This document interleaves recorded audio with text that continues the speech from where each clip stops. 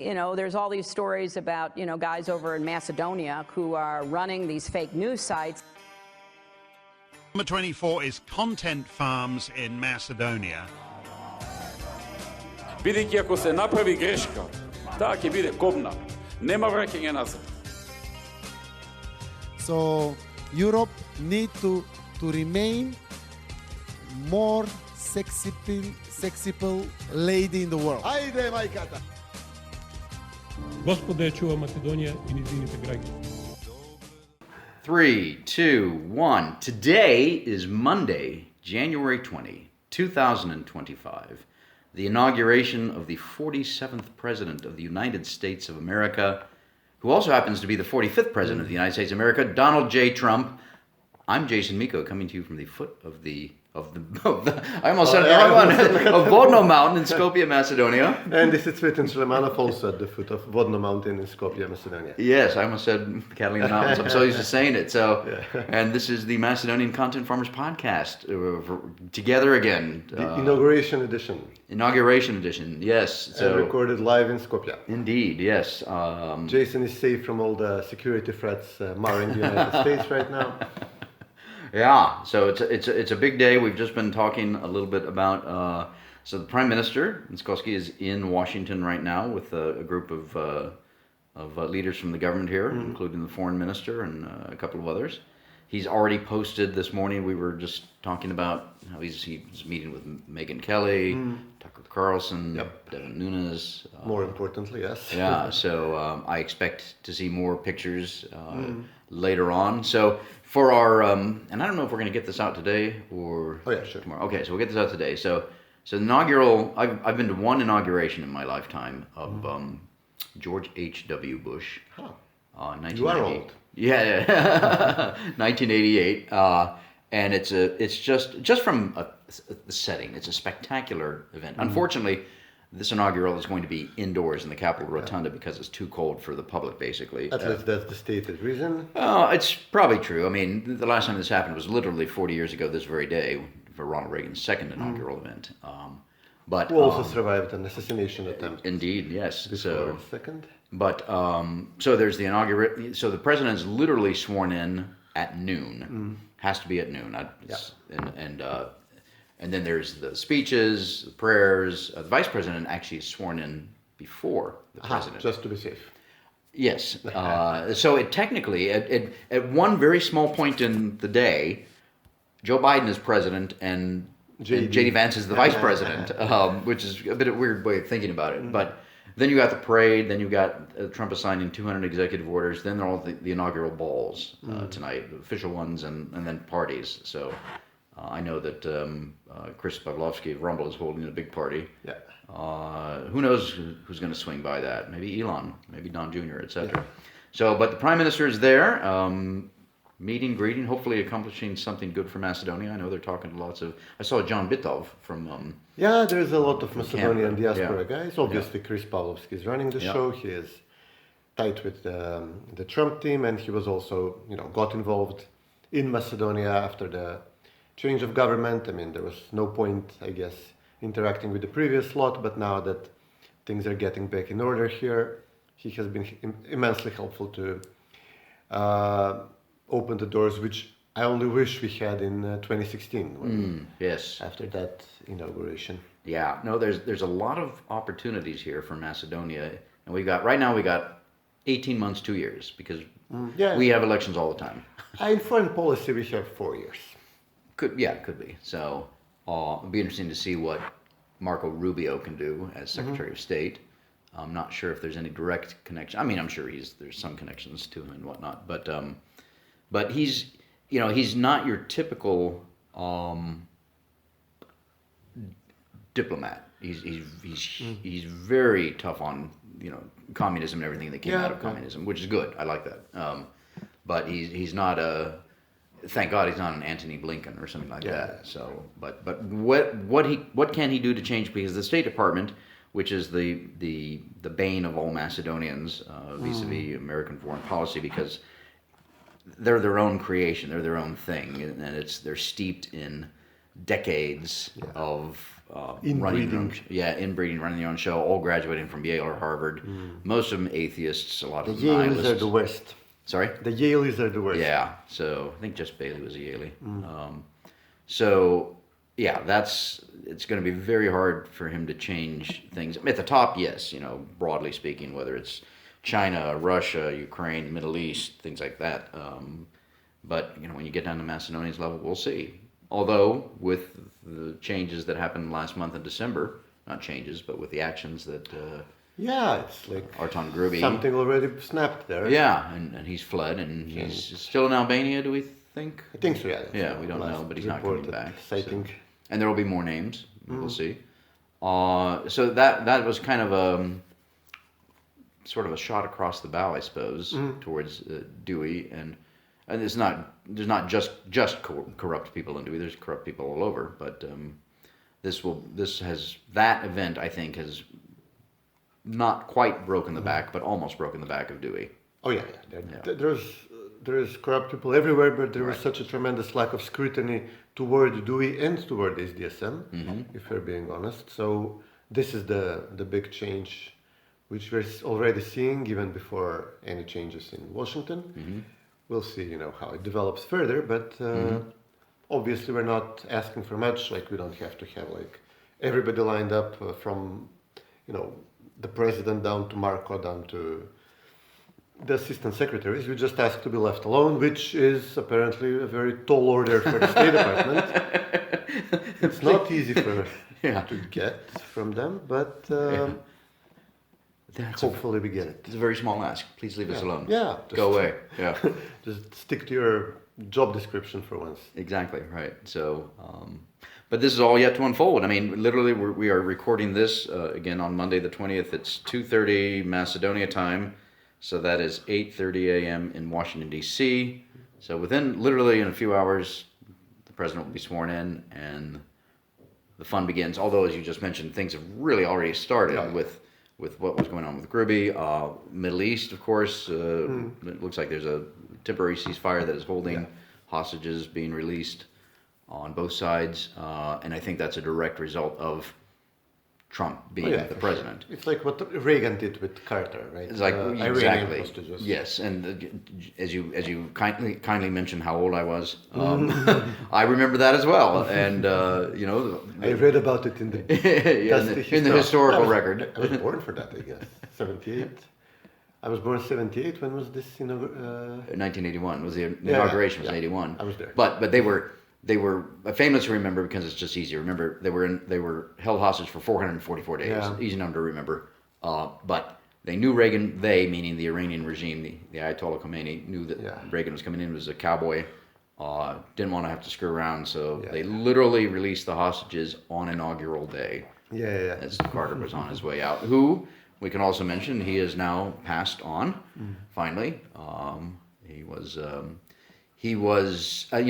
When somebody like that passes on, everybody comes out and says nice things. Yeah. I can't.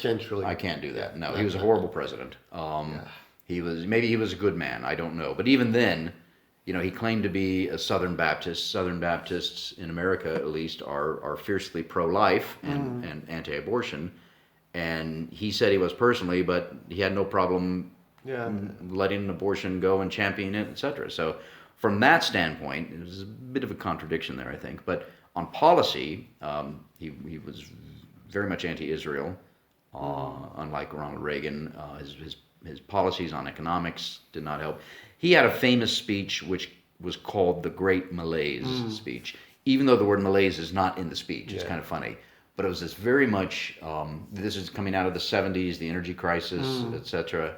And he said, basically, Americans have to kind of suck it up and stop, pretending that life is good and just, get used to, hardship.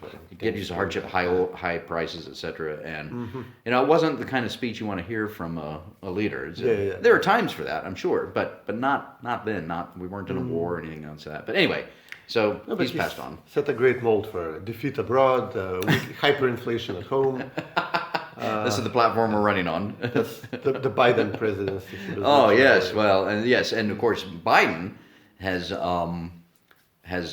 said, number one, I'm not going anywhere. Great. Does he even know? Doesn't even know where he is currently. Yeah, exactly. So maybe that's part of it. He's also been pardoning.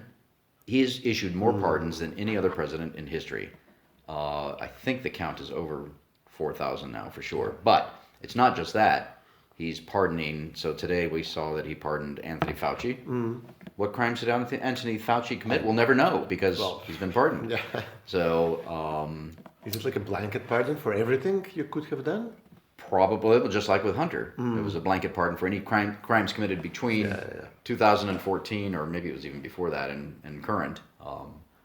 So it's he's abused. I mean, I have no problem with the power of the pardon, but I think it's in this case has been terribly abused. Although now we will see when of those executive orders that the president's going to sign, President Trump is going to sign today, will he pardon the J6 guys? Yeah, but that's completely different. He will.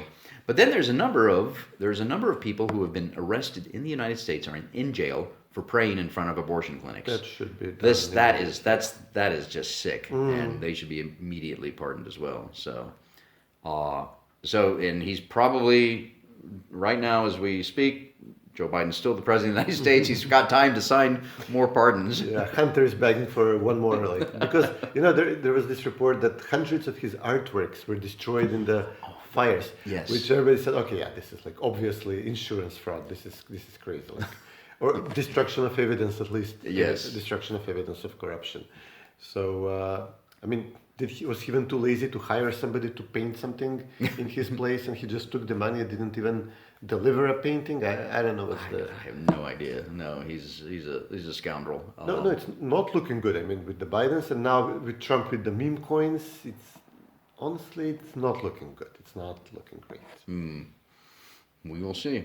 I mean, I can make much more allowances, obviously, for Trump if he, stops the other devastatingly harmful policies like migration and, as you mentioned, massive systemic promotion of abortion, and the meddling in foreign countries.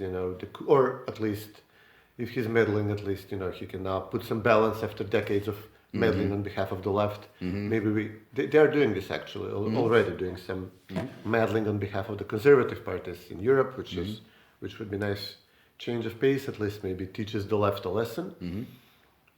So if he stops like this half dozen of devastating policies of the previous administration, great. But this personal sleaziness, it's really I mean, dude.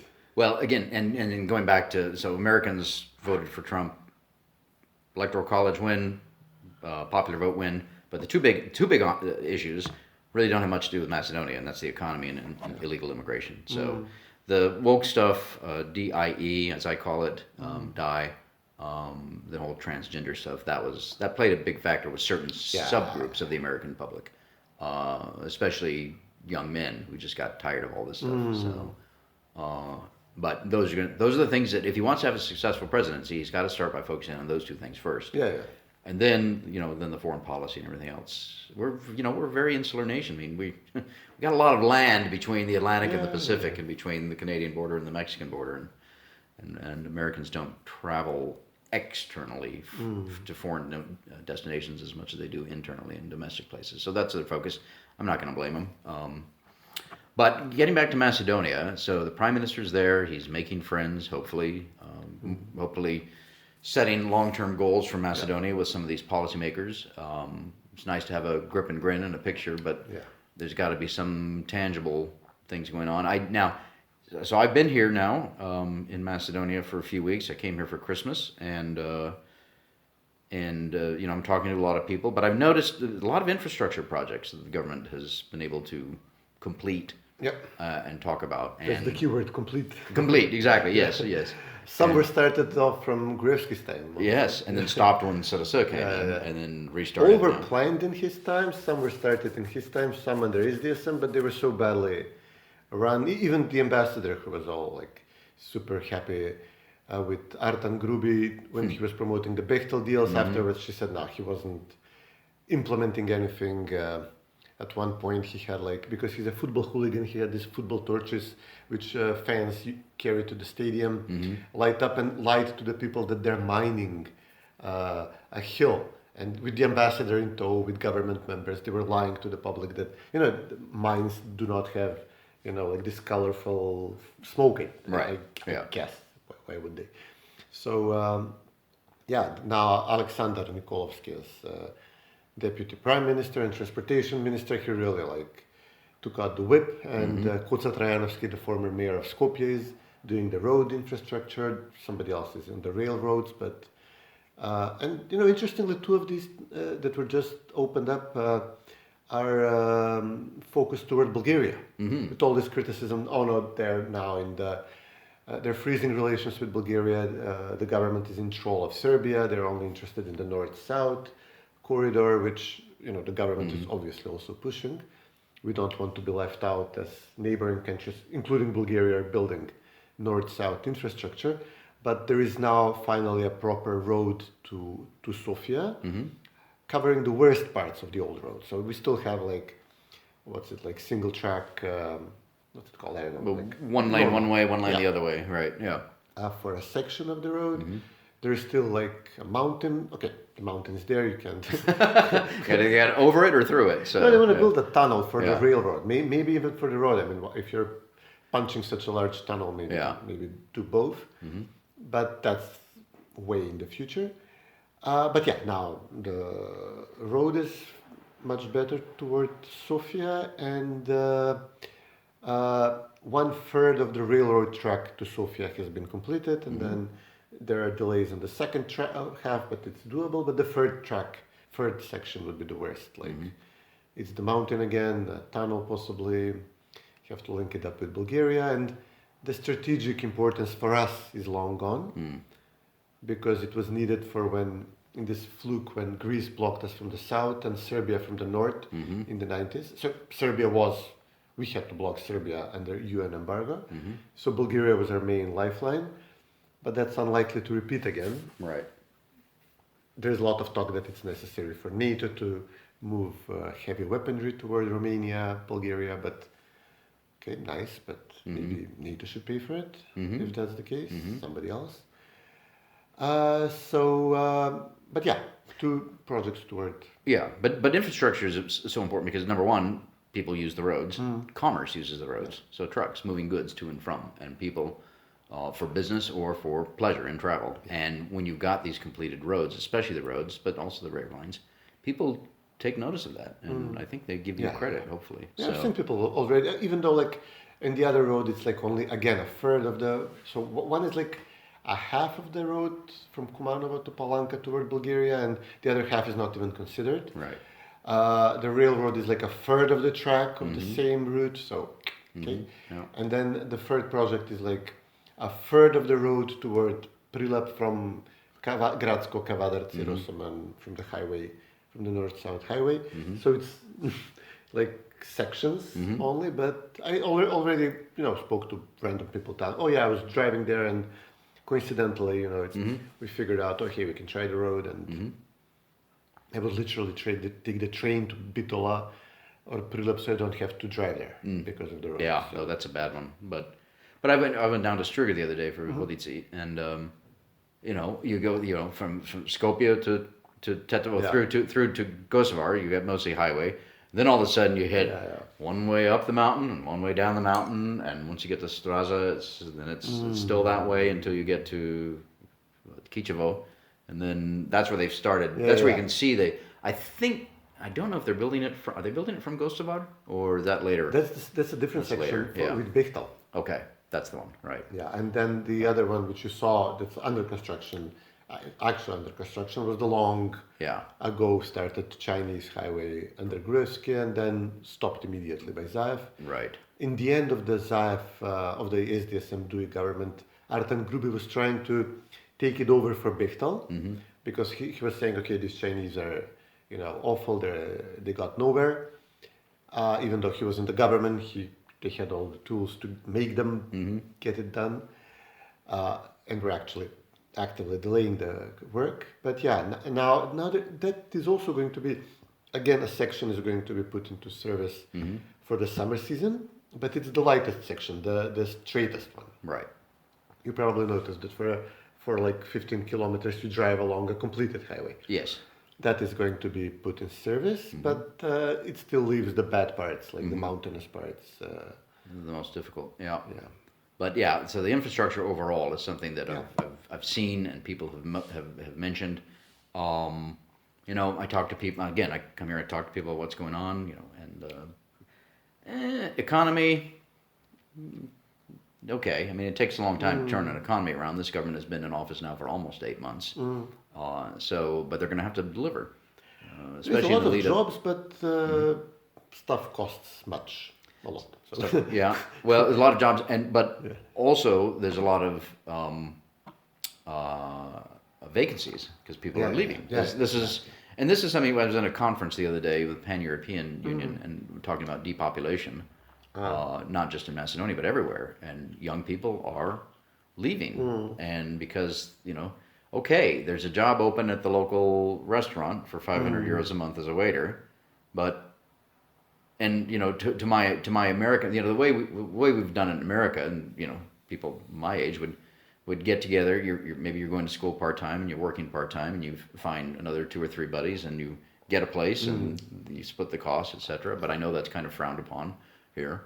But okay, that's a cultural difference. But now if a guy here can make 500 euros waiting, or he can go to Croatia or somewhere else and earn 1,000 euros.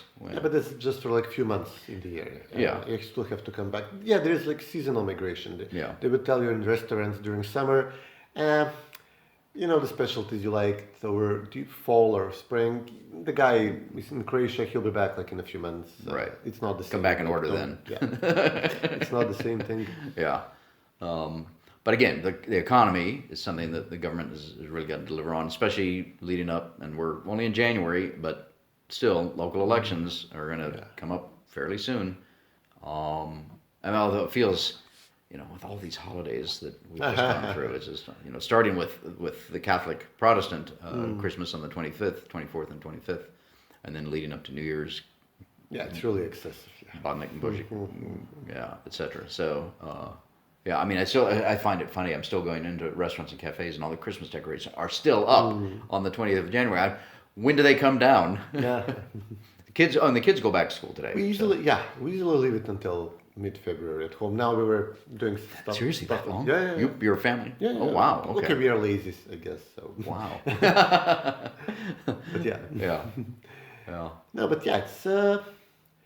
What can you do here? I mean, there is a lot of infrastructure being built now with the municipalities because of the Hungarian loan, and the novel idea was to put it into, quarter is in debt repayments, or half, I think, maybe goes into, actually half goes into debt repayments, reprogramming under easier terms. And then a quarter goes into businesses, and we'll see how that works out. That's always dicey. But a quarter will go to municipalities, and Weimar obviously had control of most of the municipalities. They knew this was coming, so they literally told everybody, be prepared. They told the few left-wing run municipalities, get ready as well, but obviously that's not going to work much. But they were ready, and they're going to get like $250 million in small roads, water, sewage, which is okay. I think I like that idea. That sounds okay to me. And then they're chasing after large energy projects like wind or hydro, which does not require people other than construction, does not require much workers. Now, we used to say we want investments that create job openings. Now we're thinking investments that are not a drain on the labor force, which we have less and less of, but still generate energy, I guess.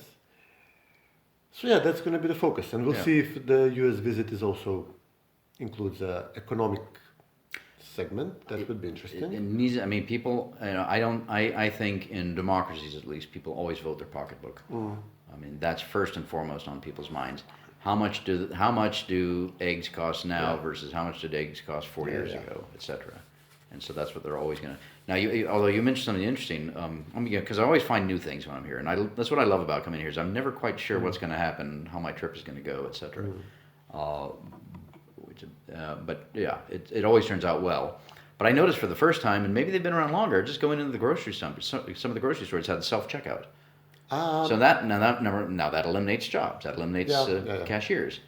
It also makes it a little more efficient. Yeah, they had trouble finding cashiers. I mean, you would see Roma for years back. I think we discussed this on the show, something you would never see before. Like, supermarkets would just not hire Romas.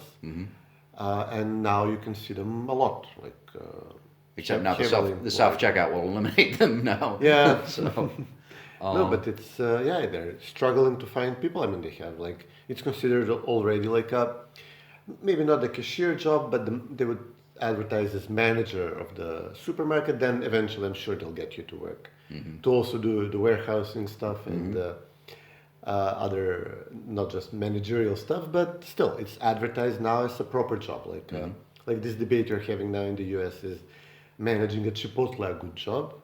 And there is a lot of outrage that somebody even suggested that, but it's becoming like a popular. Well, I don't know why. Yeah, I mean, this is you can Google this and find it to be true and talk economists, etc. One of the best jobs you can actually get out of high school, maybe college, is literally working at McDonald's. You know why? Because if you can stick it out in a year, you can be manager at McDonald's, and you can make, number one, you learn fantastic business and life skills, and then you're making good money. You know, everybody would look down at that, of course, but I mean, if your goal is to put money on, feed the family or save money or whatever, then, And you get a franchise for your own. Eventually, yeah. So with that experience. Yeah. I mean, this is we're kind of going further afield here, but I'm sure I've mentioned on this program, the podcast before, Mike Rowe with Dirty Jobs. He used to have the show on the Discovery Channel where he'd go and he's a TV person. He'd go and work literally dirty jobs. He'd go spend the day with the guys picking up garbage in the street, or painting the bridges, like the Golden Gate Bridge. Once you get to one end, you got to go back and start the other. Or welding, window washers, all this stuff. And he was celebrating. The point was to celebrate all of these jobs that make life tolerable for the rest of us. And he showed the bright side of all these things. So we have a German university that opened up in Skopje, and they can offer some classes, but also they're like here to work with us on education reform, and all their advice boils down to you need more trades in high school. Also, you need to learn German. You should and then we have the train ready, at the station. And then you can come work for us in Germany. Right. History repeats itself. Just in a different way. So my grandfather would be okay. I know what's going on here. Exactly. I remember. Oh, that is very funny. Yeah. What's the name of it? Heidelberg, I think, or Heisenberg. No, Heisenberg was from. Okay, you don't. Yeah. You don't know the most popular show from your region. No. Okay, got it. Yes. Yeah. Oh, good. Let's see. What else have we got to cover? I think. We're discussing the visit, and then one political thing that Mickoski said they're going to raise, and obviously there was not much talk before the visit, what we're asking for, what we're doing there. But he said that they're going to discuss Macedonia's EU integration and practically discussed. Now that Bulgaria has a government, which maybe we should note that in. Oh, okay. Now I missed this. I've been running around these past. Come on, 3 weeks. we have one thing to focus on. Seriously, I missed this. Oh, come on, man. No, they had a deal between Gerb, obviously, and the more patriotic or nationalist socialists. And Slavi, the singer, comedian type. There's no people. There is such a people. There is such a people. The opposite of there is no people. There is such a people. Yes. Yeah. And I think they're getting minority support. So the Turks were split into two parties. One of the oligarchs who was much attacked. He bought half of the party, and then the other half is bought half the party. Literally, because he's Bulgarian. He's not even Turk. It makes no sense. And now he's a co-leader, Dewey appointing a Macedonian as co-leader of the party. So one of the Turkish party, I think the other one is supporting the government, but as a outside partner, so they don't actually have. That's a big no-no there, to have their version of doing the government. So slim majority. Slavi might balk at any proposal for a deal with Macedonia. Borisov is not prime minister. He appointed some of his people, Rosen Zhelyazakov or something, as prime minister. But again, that might help. Like, okay, he doesn't have a reputation to protect or like a prospect of future career. I think he's an older guy, so he could, you know, make a deal. And you know, if Trump invites the Bulgarians over for a round of meetings, it could be easily doable at this point. This is what I need you to do. Yeah, it's all transactional with Trump. So well, we'll see. Well, a meme coin or a hotel or I don't know. Like, and then the other big thing we should look out for is what he does with Serbia. Now they also have serious plans. Like our plans are minute, obviously, just to be left alone and end this interference and this horrible skewing of Macedonian politics under U.S. influence and pressure with favoring of the left and the Albanians for so long. Serbia will be asking for territorial deals. Now that's going to be interesting. Oh, okay. That's a big one. Well, explain that a little bit more, because again, like I said, I'm running around seeing people. I haven't paid as much attention to the news or things. Well, last time they had a plan, like Grenell negotiated a plan, Vucic was flying there, and Taci was in the plane when the deep state indicted him for war crimes in The Hague, so they turned the plane around. The deal was supposed to be like Kosovo gives away the north, like the northern half of Mitrovica and this large lake, or maybe access to the mine, or a bunch of villages in the north. And then Serbia recognizes Kosovo. That was the deal.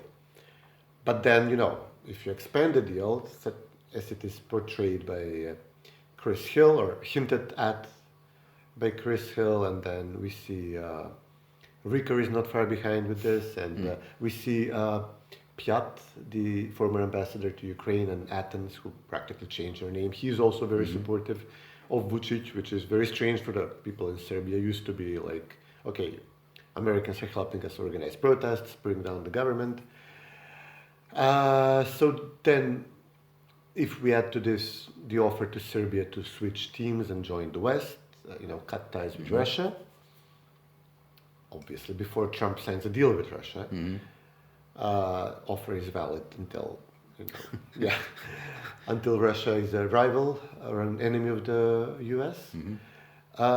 So then Serbia can also ask for, you know, she's recognizing Kosovo, which is a big gift, and then it's also changing global geopolitical teams, another huge deal.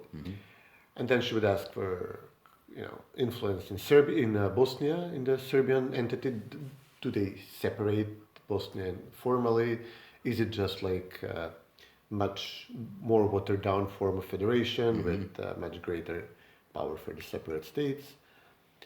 Montenegro, influence in forming the government, access to the Adriatic, and then maybe even Macedonia, like influence in appointing governments in Macedonia. But even if they don't ask for this, the question is,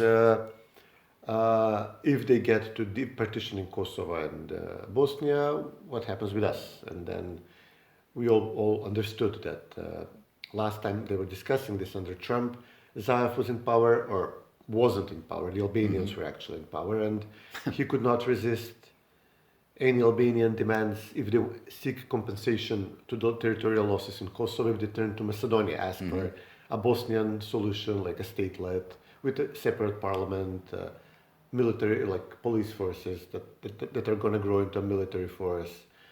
Zaev would not be able to say no. And you would tell the West, like, who would listen, like, we needed Gruevski to control the Albanians. If you want to do this to Kosovo, we need a strong Macedonian government to prevent spillover. And now we have a strong Macedonian government. The Albanians are in shambles, as you said. DUI is already partitioned in two parties. It may go further. The ruling coalition is 3-4 parties. And SDSM is also divided into two parties, two factions in the larger party. So, you know, it's perfect conditions, at least for us, to keep the country stable while this solution is possibly being Hammered out. Yeah. Yeah. Well. So it might happen that we actually might need all these contacts. No. Mickoski is now building up just to keep the region stable. If this begins to move forward. Yeah, networking is often looked down upon as not working, as the cliche. Networking is not working, but that's not true. It's putting people together and then and building on creating synergies and then building on these relationships. And I mean, again, going back to what I said a moment ago, that's why I love coming here, because I never know exactly what's going to happen. I've linked up again with a couple of friends that I haven't seen in years, and we're talking about things which maybe we'll talk about on a future podcast. But it's good. So these meetings will be beneficial one way or the other for the Macedonian government in Washington D.C. And then they can build upon them. But again, today is a day of celebration, and we'll see what the government can do. Are they going anywhere else? In Yeah. They're going to New They're York, gonna or do New York, yeah, for sure. Okay, yeah. Seeing the diaspora and. Are they going to go to the 51st state? Not this time. I don't think so. That would be Canada. No, we want Pierre Poilievre to become the prime minister there, because he's a strong leader, strong conservative, good man. It's looking good. Like elections in Germany, probably not going to go all the way far as selecting the AFD, but at least the other conservatives, maybe a minority government, like Sweden is doing relatively okay with a minority government of this kind. Austria might get one. We have proper right-wing people in Italy and the Netherlands, but their hands are tied, but now they might be unleashed. The UK, we might quickly have a turnaround. Doesn't look like these guys are going to hang on for the whole 4 or 5 years. No, not at all. Then something like Spain, Portugal will immediately show up, or reverse this horrible colored revolution in Poland. They're arresting people at the scale of the arrests under Zaev of Weimar people.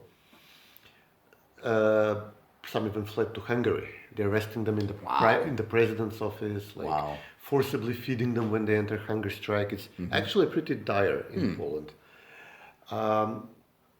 Of course, not to mention Hungary, Slovakia, Czech Republic, not far behind. So we might actually have a proper turnaround in Europe, and make Europe great again. Yeah.